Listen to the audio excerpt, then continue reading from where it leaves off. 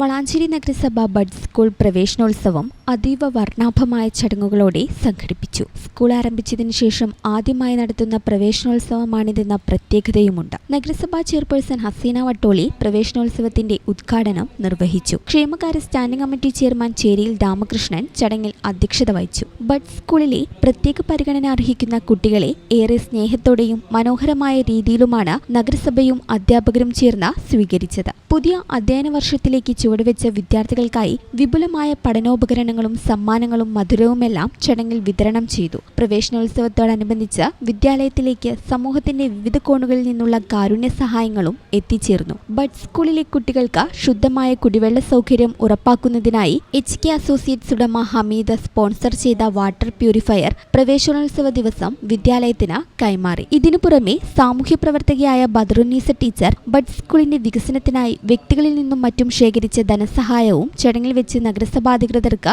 കൈമാറി. നഗരസഭയിലെ ജനപ്രതിനിധികളും ഉദ്യോഗസ്ഥരും രാഷ്ട്രീയ സാമൂഹിക രംഗത്തെ പ്രമുഖരും ചടങ്ങിൽ സന്നിഹിതരായിരുന്നു.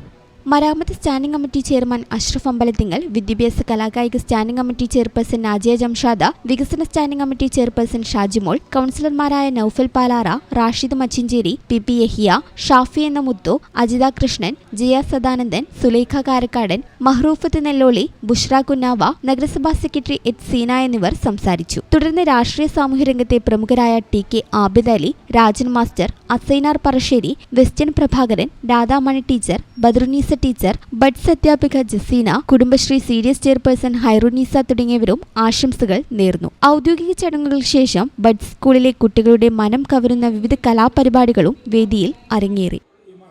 ഈ channel news Valanchery. BSc optometry ഒരു പ്രൊഫഷണൽ കോഴ്സാണ്.